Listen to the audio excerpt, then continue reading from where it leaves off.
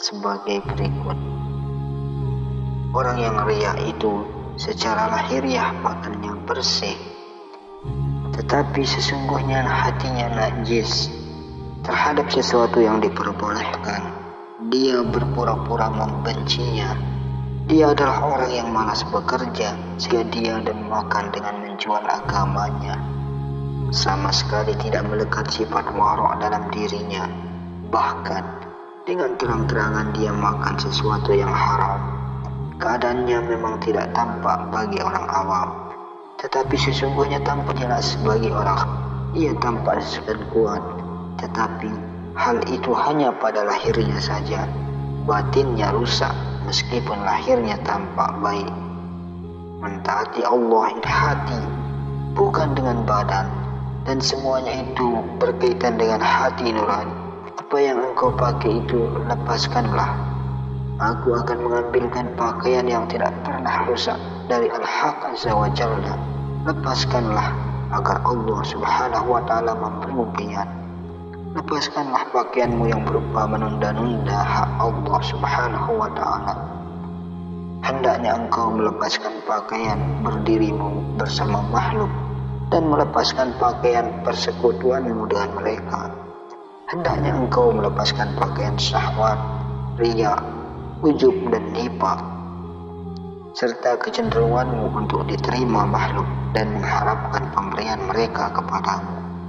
Hendaknya engkau melepaskan pakaian dunia untuk mengenakan pakaian akhirat. Hendaknya engkau melepaskan daya upaya, kekuatan dan wujudmu. Hendaknya engkau bersimpuh di hadapan Al-Haq Azza wa Jalla tanpa upaya, tanpa kekuatan, tanpa berdiri bersama makhluk, dan tanpa bersekutu dengan makhluk.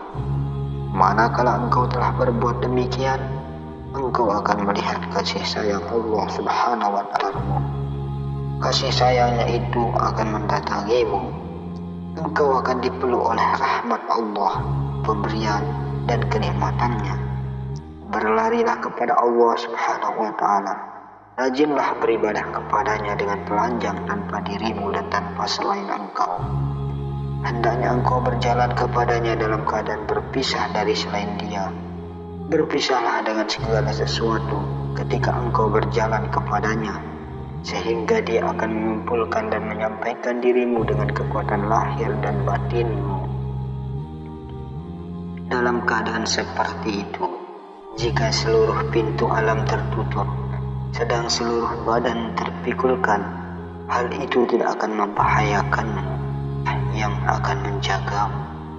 Orang yang menafikan makhluk dengan tangan tauhidnya, menafikan dunia dengan tangan zuhudnya, dan menafikan selain Allah Subhanahu wa Ta'ala dengan tangan cintanya, berarti ia telah meraih kesempurnaan dan keberhasilan, dan ia telah mendapatkan kebaikan dunia dan akhirat. Tundukkanlah nafsumu, syaitanmu, dan keinginanmu sebelum engkau mengalami kematian khusus, sebelum kematian umum. Dengarkanlah wahai gulam, sesungguhnya akulah da'i Allah yang mengajakmu menuju pintunya dan menaatinya, bukan menaati diriku. Orang munafik tidak mengajak kepada Allah Subhanahu wa Ta'ala, tetapi mengajak orang lain agar menaati diri.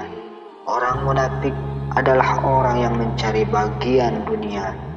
Tinggalkanlah mendengar ucapan ini, wahai orang bodoh. Duduklah di rumah dengan nafsu dan keinginanmu. Engkau perlu bersuhbah terlebih dahulu dengan para guru dan membunuh nafsu, watak dan segala sesuatu selain Al-Haq Azza wa Jalla. Tetaplah bersama guru, barulah kemudian engkau menyendiri dari mereka. Duduk di tempat ibadahmu bersama Al-Haq Azza wa Jalla.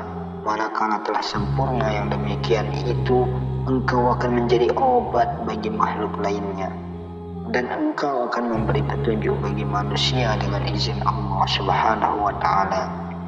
Lidahmu tampak wara', padahal sesungguhnya hatimu lancang. Lidahmu terdengar memuji Allah, padahal hatimu menentangnya. Lahiriahmu muslim, padahal hatimu kafir. Lahiriahmu bertauhid, padahal batiniahmu musyrik. Zuhudmu hanya bersifat lahiriah saja, agamamu hanya berada di kulit saja, padahal batinmu hancur seperti wiri.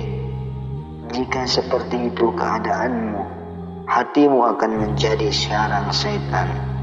Seorang mukmin membangun hatinya terlebih dahulu, baru kemudian membangun lahirnya, sebagaimana orang yang membangun rumah.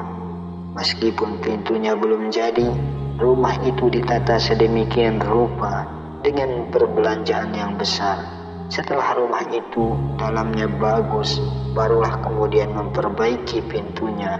Demikianlah seorang hamba yang memulai kebersamaannya dengan Allah Subhanahu wa Ta'ala untuk ridhonya, barulah kemudian memperoleh sesuatu dari makhluk dengan izinnya. Ia mencari akhirat terlebih dahulu, baru kemudian mengambil bagian dari dunia.